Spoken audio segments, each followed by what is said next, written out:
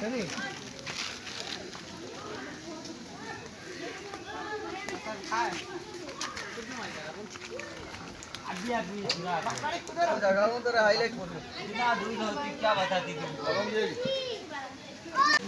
মহিলা সমিতির সদস্যরা তাদের কাতর আরতি আজ শুনতে শুনতে অধৈর্য হইয়া আমরা আজকে এখানে আইছি। এতদিন এই গ্রামে ঢুকার মতো কোনো প্রবেশ পথ আছিল না, একমাত্র ভেলা বা এই বাঁশের যেটা সাঁকো ওইটা দিয়ে আওয়া। আমরা জীবন ঝুঁকি না নিয়ে আমরা করছি না। আজকে এই রাস্তার থেকে একটু জল কমছে, এই জল কমার ফলে আমরা এখানে আইছি। আইয়া যে অবস্থা দেখলাম সত্যি বাস্তবিক খুব দুঃখের বিষয়। স্বাধীনতার ৭৫ বছর হইয়া সারছে, কিন্তু আজও এখানে একটা ওজো পাড়াগা কেনে, এর থেকেও যদি অধম কোনো বাক্য থাকে তা এখানে করলে অত্যুক্তি হয় না। এই এত বৃহৎ অঞ্চলের মানুষের এই না আছে রাস্তাঘাট, না আছে পানীয় জলের ব্যবস্থা, সব থেকে বড় ভুক্তভোগী হয়েছে শিশু এবং নারীরা। পুরুষরা তো কোনো মতে কষ্টে পেটের দায়ে কাম ধান্দা করতেই লাগে, তারা যাইতেই লাগবো। তাছাড়া রুগী বলতে আজকে আমি একজন মহিলা হিসাবে কইতেছি গর্ভবতী মহিলারা এই রাস্তায় যদি লইয়া যাওয়া যায় তে রাস্তায় তার সন্তান প্রসব হইব। তার উপরে আসি আজকের যেটা এইখানের মধ্যে শতকরা কতজন মানুষ 3 বেলা ভাত খায়, এইটাও কিন্তু একটা চিন্তার বিষয়। যে হারে হু কইরা দ্রব্যমূল্য বৃদ্ধি হইতেছে, এই দ্রব্যমূল্য বৃদ্ধির ফলে মানুষ নাজেহাল, মানুষের রুজি রোজগারের পথ নাই। কি আপনি কোন বেসরকারি অসংগঠিত ক্ষেত্রে সব ক্ষেত্রে একই অবস্থা। তাই আজকে আমরা এই জায়গায় আইয়া একটা মিটিং করছি এবং মিটিংয়ের পরবর্তী সময়ে আপনারা চোখের সামনে সেই দৃশ্যটা তুলিয়া ধরতে আমরা এখানে বাধ্য হয়েছি। আপনারা প্লিজ আপনারাও আওয়াজ তুলুন, শুধু আমাদের আওয়াজ না। আজকে আমি পুরুষ সমাজ সবের কাছে কইতে পারবো, শুধু মহিলা নিয়ে এই সমাজ না, অর্ধেক পুরুষ এবং অর্ধেক নারী, আমরা সবেরই অধিকার আছে। আমরা অধিকার আদায় করতে লাগবো এবং সেই অধিকার আদায়ের দাবিতে আমরা আজকে এখানে আইছি। আপনারা সরকারের কাছে আমরার হইয়া একটু সহানুভূতিটা দেখান, যাতে এই অংশের মানুষ, গরিব মানুষ, দুঃখী মানুষ, তারা যাতে একটু সাশ্রয়ে সুন্দরে বাঁচতে পারে, চলাফেরা করতে পারে।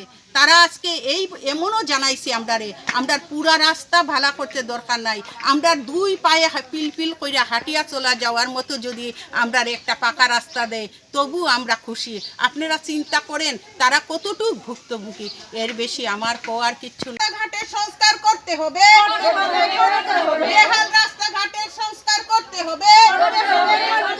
সরকার তুমি হুঁশিয়ার, সরকার তুমি হুঁশিয়ার, দ্রব্যমূল্য বৃদ্ধি কমাতে হবে, দ্রব্যমূল্য বাড়ছে কেন? বর্তমান সরকার জবাব চাই, জবাব দাও। দ্রব্যমূল্য বৃদ্ধি হচ্ছে কেন? বর্তমান সরকার জবাব চাই, জবাব দাও। পেট্রোপণ্যের দাম বাড়ছে কেন? বর্তমান সরকার জবাব চাই, জবাব দাও। ইনকলাব জিন্দাবাদ, বেকারের কর্মসংস্থান করতে হবে, বেকারের কর্মসংস্থান করতে হবে। অরুণোদয় যোজনার কি হলো? বর্তমান সরকার জবাব চাই, জবাব দাও। ইনকলাব জিন্দাবাদ, নিখিল ভারত গণতান্ত্রিক মহিলা সমিতি জিন্দাবাদ। বয়স্ক মহিলা, বয়স্ক পুরুষ কেমন করে চলাফেরা করবে? এই যে একটা রাস্তার যে অবস্থা দেখলাম, সরকার তার দিকে কোনো নজরই দিচ্ছে না।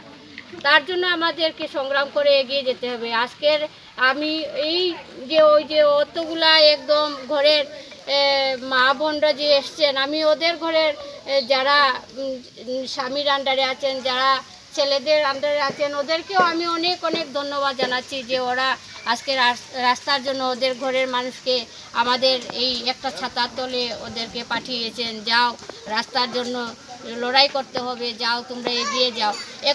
একত্রিত না হলে এটা কোনো মতেই সম্ভব না। আমরা সব মহিলারা একত্রিত একজুট হয়ে আমার সরকারের কাছে দাবি জানাতে হবে, যেভাবে হোক, যে প্রকারেই হোক, আমাদের এই রাস্তাটা আমাদের ঠিক করে দিতেই হবে। নইলে আমরা আগামীতে আরও বৃহত্তর আন্দোলন করে চালিয়ে যাওয়ার চেষ্টা করব।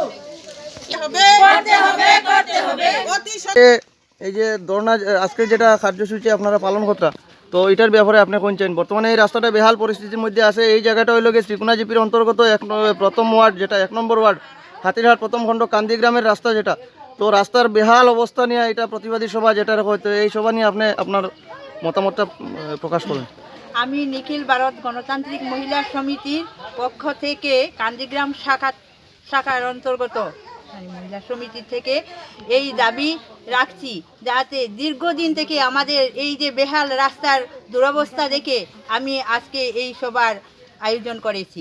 এবং আমি সবার কাছে অনুরোধ, যাতে অতি সত্বর আমার এই রাস্তার যেন সুরাহা হয়। যদি না হয় তাহলে পরবর্তীতে আমি বৃহত্তর আন্দোলনের সাড়া দেব। এই বলেই আমার বক্তব্য আমি এখানে সমাপ্ত করছি।